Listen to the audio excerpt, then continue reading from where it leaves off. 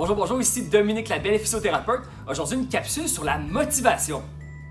On traite beaucoup de patients et patientes qui présentent des douleurs et pour plusieurs d'entre eux, ça peut être difficile de trouver la motivation de faire les exercices à la maison.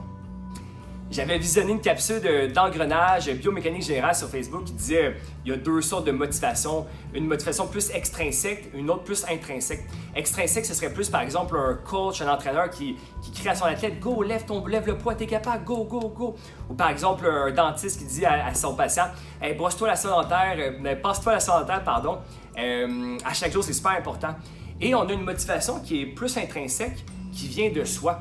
Et souvent, la motivation intrinsèque est beaucoup plus, elle est plus excellente pour avoir un résultat à long terme, alors que la motivation extrinsèque est bonne pour créer un changement sur le moment, mais à long terme, c'est pas la motivation la meilleure. Donc, pour avoir des résultats massifs, il faut des changements massifs. J'aimerais ça vous présenter quelques trucs qui pourraient améliorer la motivation. J'aime bien écrire beaucoup et d'encourager mes patients, mes clients à faire de même. À chaque jour, à chaque semaine, on peut écrire nos objectifs. Par exemple, ça pourrait être de passer de 8 sur 10 de douleur au niveau du bas du dos à 2 sur 10 et d'écrire pourquoi on va avoir ces objectifs-là.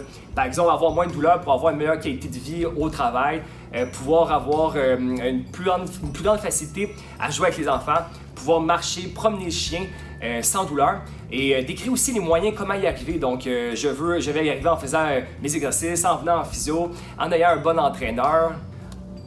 Donc, décrire les objectifs et les moyens qu'on va utiliser dans un cahier comme ça, dans un journal intime, permet plus de les concrétiser.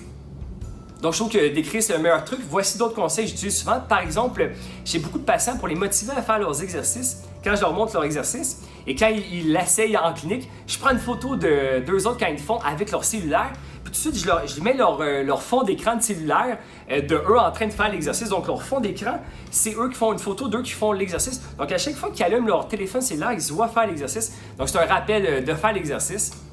Une autre technique, ça pourrait être de mettre une photo de l'exercice ou du programme sur le frigo, par exemple dans la cuisine. Autre technique, toujours avec le cahier, c'est d'écrire les dates, par exemple 11 octobre, 12 octobre, 13 octobre, laisser des espaces, puis de laisser un espace et à chaque jour, il faut écrire un exercice. Par exemple, quelqu'un qui a mal au genou, à chaque jour, il faut qu'il écrive quelque chose. On ne peut pas passer à la page suivante si on n'a pas écrit aujourd'hui 3 séries de 20 exercices de stabilité au niveau du genou. Donc, il faut l'écrire. On peut laisser ce cahier-là sur la table de cuisine, par exemple, accessible en tout temps.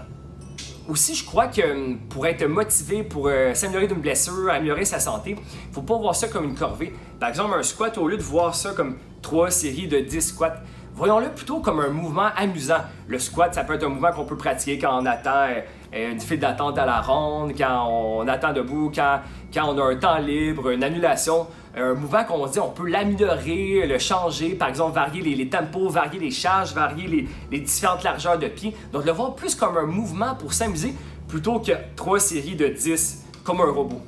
Et vous, je suis curieux, c'est quoi vos techniques pour augmenter votre motivation? Que ce soit vos motivations à faire vos exercices, à vous entraîner, à vous améliorer pour votre blessure. Comment vous trouvez votre motivation? Je vous laisse écrire ça dans les commentaires. Merci et à une prochaine capsule.